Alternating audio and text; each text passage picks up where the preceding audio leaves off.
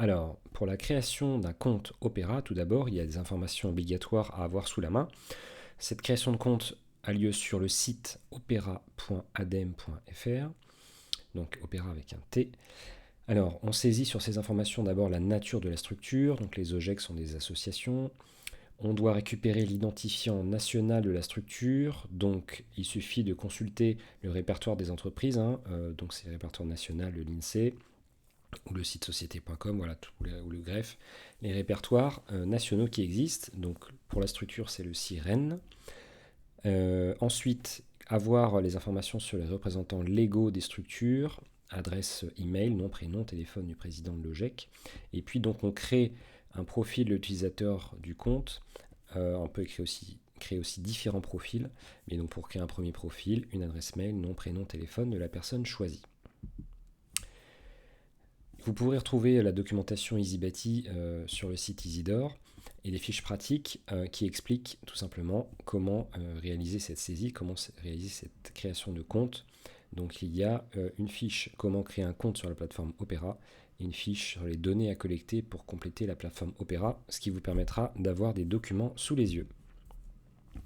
La deuxième chose qui est à renseigner sur cette plateforme Opera, ce sont les fameuses entités fonctionnelles assujetties, c'est-à-dire les établissements qui sont concernés par le décret tertiaire, qui sont assujettis. Alors, en premier lieu, d'abord, il faut connaître la qualité de l'assujetti et consulter les conventions immobilières pour savoir le statut, si c'est propriétaire, propriétaire occupant, si c'est utilisateur signé par un bail, une convention de mise à disposition, voilà le statut assujetti. Le cas d'assujettissement, on l'a vu dans la capsule précédente, K1, K2, K3, si on est à l'échelle d'un bâtiment, à l'échelle d'une partie de bâtiment ou à l'échelle d'un site.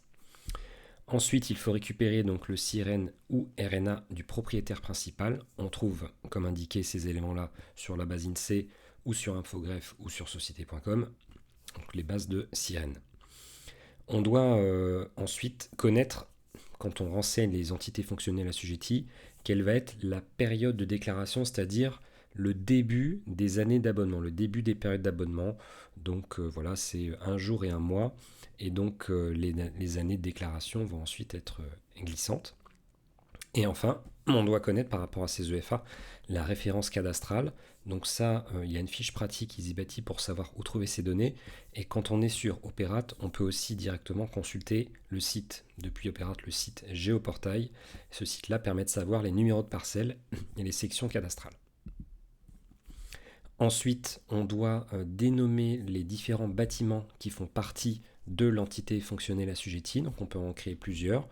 Idéalement, reprendre la dénomination utilisée sur les plans. Et on peut attribuer un numéro de lot. Alors il n'y a pas forcément de lot dans les établissements, mais donc voilà, on met un chiffre, donc 1 par exemple, ou 2. Pour en savoir plus, vous pourrez consulter la fiche sur EasyBati. Donc étape numéro 3, quelles données dois-je collecter pour compléter cette plateforme Opera? Cela vous reprendra les informations qui vous sont présentées sous forme de fiche. Troisième chose qu'on fait sur Opera, c'est renseigner les consommations. Et donc pour cela, évidemment, il faut rassembler les consommations que vous avez à disposition. Il y a 3 périodes de consommation qui sont à renseigner cette année sur Opera avant la fin de l'année.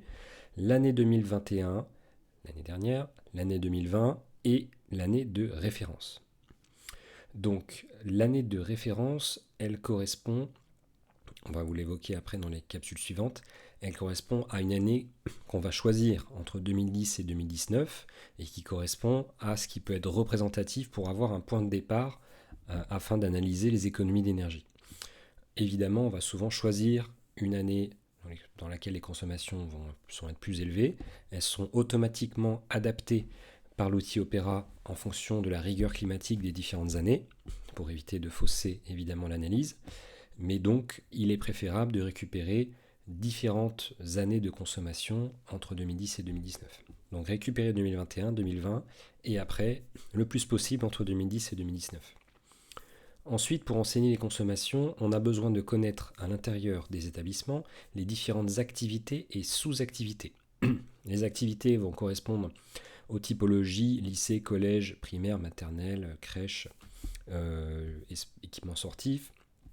Et les sous-activités vont correspondre à des sous-usages qui sont à l'intérieur de ces types d'établissements. On n'est pas forcément obligé de rentrer dans des détails très très précis, mais par exemple, on peut faire la distinction entre des espaces qui vont être de la classe classique et des espaces, par exemple, de salles polyvalentes ou de salles de garderie, par exemple.